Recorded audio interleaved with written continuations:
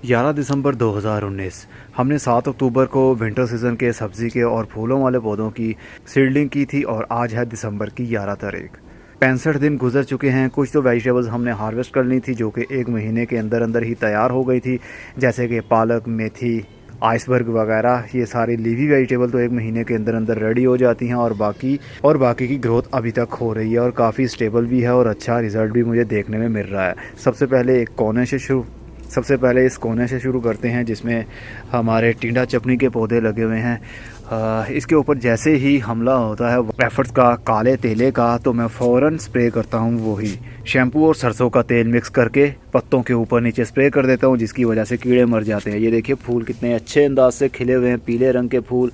और कुछ फूल खिलते हैं लेकिन उसके बाद में मुरझा जाते हैं, लेकिन उसके पीछे कोई भी फ्रूट नहीं बनता, और कुछ के पीछे तो फ्रूट बन जाता है, जैसा कि ये देख सकते हैं। यहाँ पर टिंडा चपनी का फ्रूट है और इसमें भी एक लगा हुआ है, बल्कि 2 लगे हुए हैं इसके अंदर। एक ये वाला पीले रंग में बदल गया है। असल में स्पेस बहुत ही कम मिली हुई है। 7 इंच का ये ग्रो बैग है और इसके अंदर कितनी मिट्टी आ जाएगी आप अंदाज़ा लगा सकते हैं। और एक ये है जो कि अब इसकी ग्रोथ अच्छी है, इसका कलर भी ग्रीन है और साइज़ भी इंक्रीज़ होगा।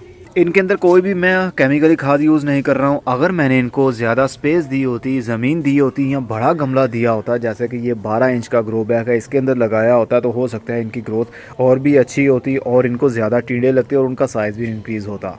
लेकिन कोई बात नहीं, हमारा काम था देखना कि फ्रूटिंग होती है या नहीं, तो फ्रूटिंग तो हो गई। अब फ्रूटिंग को ज़्यादा इंक्रीज़ करना, उसके साइज़ को ज़्यादा इंक्रीज़ करना डिपेंड करता है कि आपकी कितनी स्पेस है।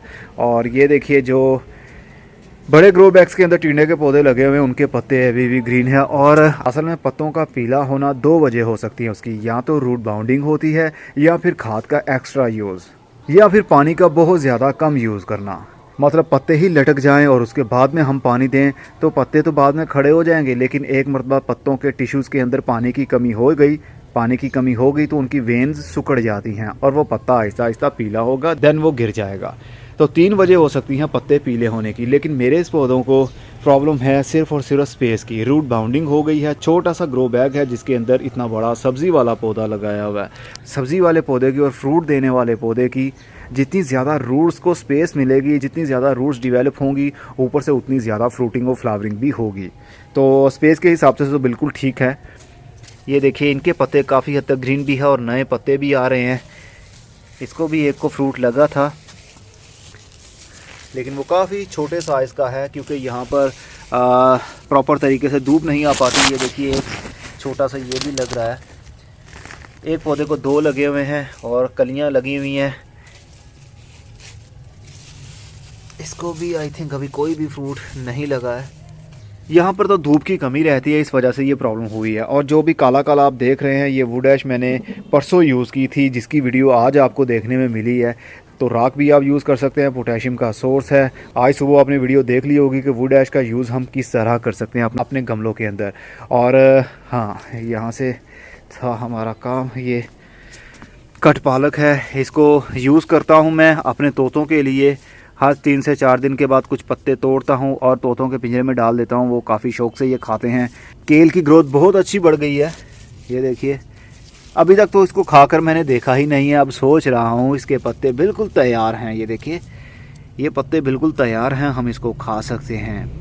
न्यूट्रिशनल वैल्यू इसके अंदर काफ़ी होती है। और बीट रूट की ग्रोथ भी चल रही है इसकी। कुछ तो इसके जो पुराने पत्ते होते हैं वो मुरझाना शुरू हो जाते हैं, लटक जाते हैं। ये देखिए इसकी थोड़ी थोड़ी रूट इसकी मोटी होना शुरू हो गई है। ये वो है जिसको हमने ट्रांसप्लांट नहीं किया था। और ये है हमारे गोंगलू, जिसको पंजाबी में गोंगलू कहते हैं और उर्दू में इसको शलजम कहते हैं। इसको भी हमने ट्रांसप्लांट नहीं किया था, तो इनकी ग्रोथ हो तो रही है, लेकिन इसके नीचे सही से शलजम बन नहीं रहा। यहाँ पर एक ही ऐसा होगा जिसके अंदर बन रहा था, वो मोटा भी हो रहा है अब। ये देखिए जनाब, ये वाला एक शलजम है जिसकी रूट फूल रही है। रूट फूलने का मतलब है कि इसके अंदर शलजम भी बन रहा है, जो कि आहिस्ता आहिस्ता और भी इसका साइज़ इंक्रीज़ हो जाएगा। एक तो ये है जिनको हमने ट्रांसप्लांट नहीं किया था, और कुछ ये भी हैं जिनको हमने ट्रांसप्लांट नहीं किया था। ये देखिए छोटे छोटे से शलजम। अगर हम इसको अभी मिट्टी से कवर कर देते हैं तो इसके अंदर ये जो रूट आपको फूली फूली दिख रही है, जिसको शलजम कहते हैं, ये और भी इसका साइज़ इंक्रीज़ हो जाएगा और उसके बाद ये बड़े साइज़ का बन जाएगा। बहुत सारे इसके अंदर छोटे छोटे से शलजम बन रहे हैं और कुछ वो थे जिनको हमने ट्रांसप्लांट किया था और इस डिब्बे के अंदर, थर्मोकोल के डिब्बे के अंदर मिट्टी डालकर इसको शिफ्ट कर दिया था यहाँ पर। इसमें से एक तो शलजम, ये पहले पत्ते देखिए इसके कितने कितने बड़े पत्ते हो गए हैं और ये पत्ता देखिए बहुत ही ज़्यादा बड़ा हो गया है।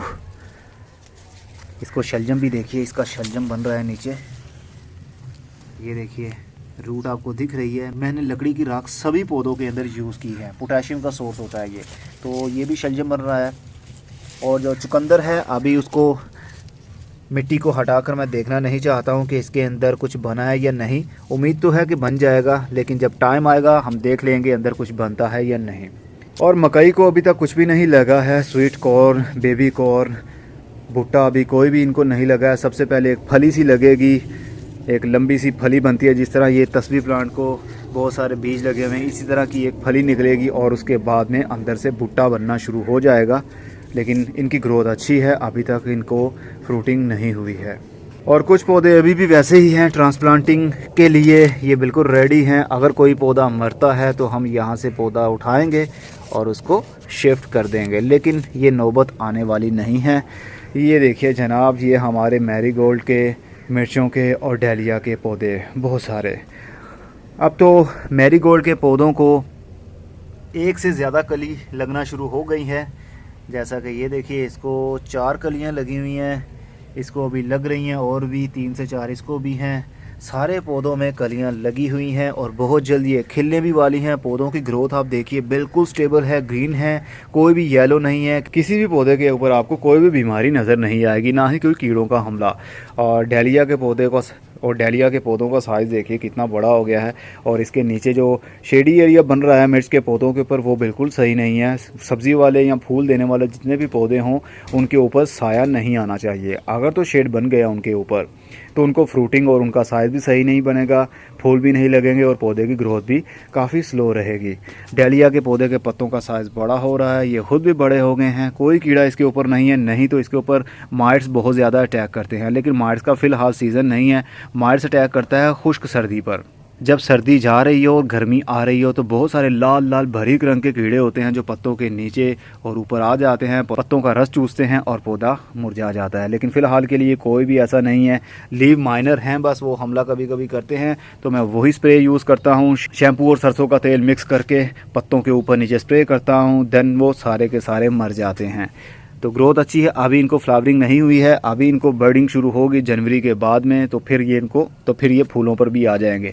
मिर्च को हमने पिंच कर दिया था ऊपर से, ये देखिए जनाब, मिर्च को हमने ऊपर से पौधों को तोड़ दिया था। अब इनका देखिए, अब ये साइडों से कितने कितने पत्ते निकल रहे हैं। बहुत जल्द ये और भी बुशी हो जाएगा। यही फ़ायदा होता है पौधों को ऊपर से काट देने का, ताकि साइड ब्रांचेज़, साइडों से टहनियाँ और निकलें तो हमारा पौधा बुशी बन जाए। बुशी बनेगा तो बहुत सारे और भी ब्रांचेस बनेगी, जिसकी वजह से ज़्यादा मिर्चें भी लगेंगी।